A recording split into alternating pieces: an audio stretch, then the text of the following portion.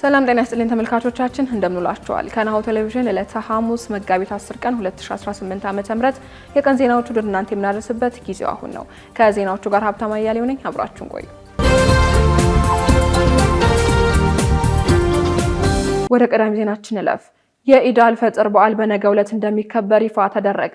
የኢድ አልፈጥር በዓል ጁማ መሆኑ ተረጋግጧል። የሳውዲ አረቢያ ጠቅላይ ፍርድ ቤት እንደገለጸው በትላንትናው ረቡዕ አመሻሽ ላይ የሸዋል ወር ጨረቃ ፍለጋ ተካሂዷል። በፍለጋው መሰረትም ጨረቃ ለመታየቷን ተከትሎ ዛሬ ሐሙስ የረመዳን 30ኛ ቀን ሆኖ ይውላል። 1447ኛው የኢድ አልፈጥር በዓል ደግሞ በነገው ዕለት አርብ እንደሚውል ተረጋግጧል። ይህ በእንዲህ እንዳለ ከ1447ኛው የኢድ አልፈጥር ረመዳን ክብረ በዓል ጋር ተያይዞ የኢድ ሶላት ተጀምሮ እስከሚጠናቀቅ የተወሰኑ መንገዶች ለተሽከርካሪ ዝግ እንደሚደረጉ የአዲስ አበባ ፖሊስ ጠቅላይ መምሪያ አስታውቋል። 1447ኛው የኢድ አልፈጥር ረመዳን በዓል ያለምንም የጸጥታ ችግር እንዲከበር የጸጥታና ደህንነት የጋራ ግብረ ኃይል ቅድመ ዝግጅት አጠናቆ ወደ ስራ መግባቱን ያስታወቀ ሲሆን በዓሉ ምክንያት በማድረግም ነገ አርብ መጋቢት 11 ቀን 2018 ዓ.ም በአዲስ አበባ የሚከናወነው የኢድ ሶላት ተጀምሮ እስከሚጠናቀቅ የተወሰኑ መንገዶች ለተሽከርካሪ ዝግ ይደረጋሉ ተብሏል። በመሆኑም የትራፊክ መጨናነቅ እንዳይፈጠር አሽከርካሪዎች ከዚህ በታች የተገለጹ መንገዶች ዝግ መሆናቸውን ተገንዝበው ሌሎች አማራጮች እንዲጠቀሙ የአዲስ አበባ ፖሊስ ጠቅላይ መምሪያ አሳስቧል። በዚህ መሰረትም ከመገናኛ በ22 አደባባይ ወደ መስቀል አደባባይ ለሚመጡ ተሽከርካሪዎች ቅዱስ ኡራኤል አደባባይ ላይ እንዲሁም ታች በተመሳሳይ ከቦሌ በአትላስ መብራት ወደ ቅዱስ ኡራኤል አደባባይ ለሚሄዱ አትላስ መብራትና ፒኮክ መብራት ላይ ከቦሌ ወሎ ሰፈር መታጠፊያ ወደ ኦሎምፒያ አደባባይ ለሚሄዱ አሽከርካሪዎች ኦሎምፒያ አደባባይ ላይ ከወሎ ሰፈር ጀምሮ እስከ ጋዜቦ አደባባይ ውስጥ ለውስጥ ወደ ጋዜቦ አደባባይ ለሚመጡ ጋዜቦ አደባባይ ላይ ከአጎና መስቀለኛ ወደ ጥላሁን አደባባይ ሳን ጆሴፍ መብራት ለሚመጡ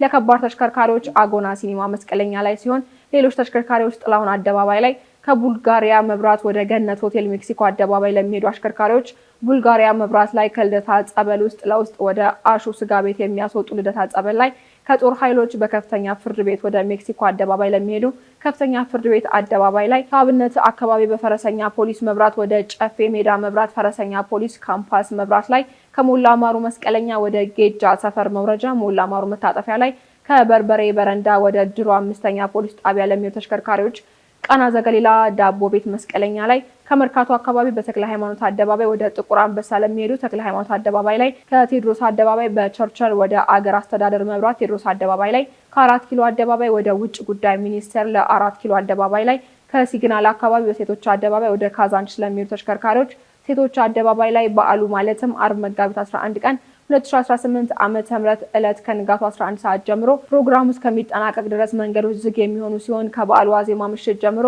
በተጠቀሱ መንገዶች ላይ ተሽከርካሪዎች ለአጭርም ሆነ ለረጅም ሰዓት አቁሞ መሄድ በጥብቅ የተከለከለ መሆኑን ህብረተሰቡ አውቆ ከዚህ ውጭ ባሉ አማራጭ መንገዶች እንዲጠቀም የአዲስ አበባ ፖሊስ ጠቅላይ መምሪያ አሳስቧል።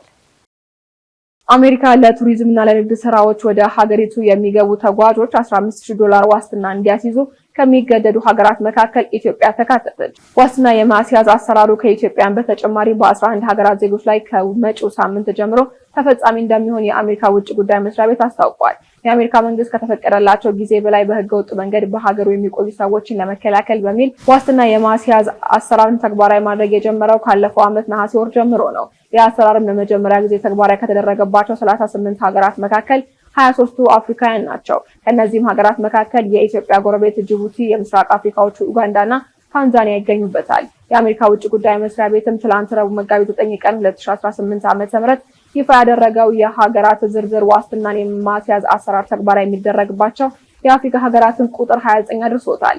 በዚህ ዝርዝር ከተካተቱ ሀገራት መካከል አንዷ የሆነችው ኢትዮጵያ ዜጎቿ ለንግድና ለጉብኝት ወደ አሜሪካ ከመጓዛቸው በፊት 2.3 ሚሊዮን ብር ገደማ ዋስትና እንዲያስይዙ ይገደዳሉ። $15,000 አስይዘው B1 እና B2 በመባል የሚጠሩትን የአሜሪካ ቪዛዎች ያገኙ ኢትዮጵያውያን ጉዟቸውን አጠናቀው ወደ ሀገራቸው ሲመለሱ ያስያዙት ገንዘብ ተመላሽ ይደረግላቸዋል ተብሏል። ካሽጎ በየትኛውም ዓለም ሆነው በማንኛውም ሰዓት ለወገኑ የሚደርሱበት ፈጣን የገንዘብ መላኪያ ተከፈተሎ። ማስተርና ቪዛ ካርዶን በመጠቀም ከ5 እስከ $20,000 የሚልኩበት አዲስ የገንዘብ መላኪያ መንገድ። ካሽጎን ለየት የሚያደርገው የትኛውም የገንዘብ ዝውውር በፍጥነት አገልግሎት ከመስጠቱም ባሻገር ለማንኛውም አገልግሎት ምንም አይነት ክፍያ አለመጠየቁ ነው። በሀገራችን ታሪክ ገንዘብን ከውጪ ወደ ሀገር ቤት በማስተላለፍ በመተግበሪያ መልክ አገልግሎት መስጠት የጀመረው የመጀመሪያው ሀገር በቀል የገንዘብ መላኪያ ዘዴ ካሽጎ ከ4500 በላይ ባሉ የባንክ ቅርንጫፎች አገልግሎት እየሰጠ ይገኛል።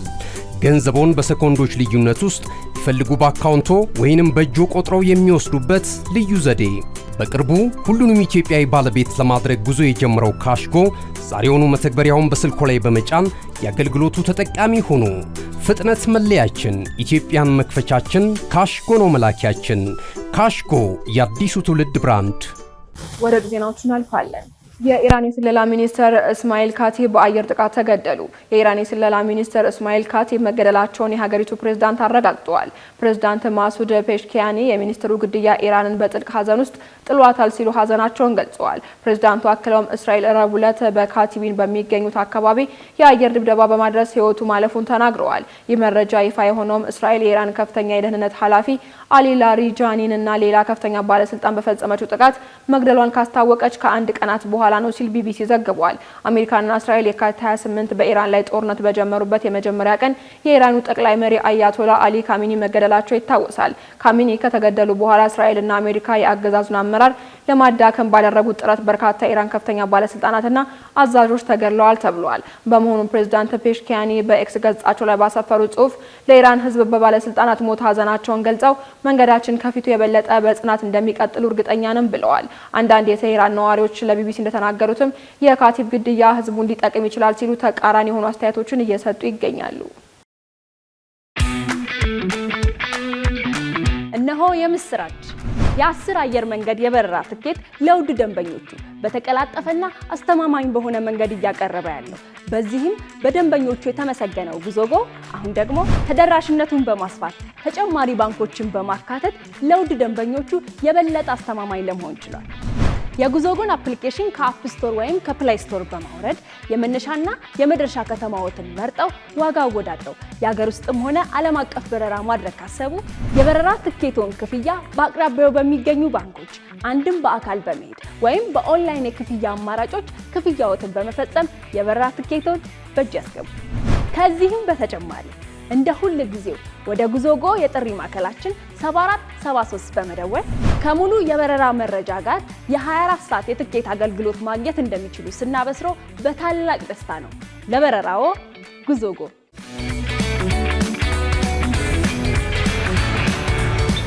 ተመልካቾቻችን ከናሁ ቴሌቪዥን ለዕለቱ ያዝነላችሁ የቀን ዜናዎች እስካሁኖቹ ነበሩ። ዜናዎቹ ወደ እናንተ ያደረስኩ አብሬያችሁ ቆየሁት። ሀብታማ እያሌው ነበርኩኝ። ሰናይ ቀን።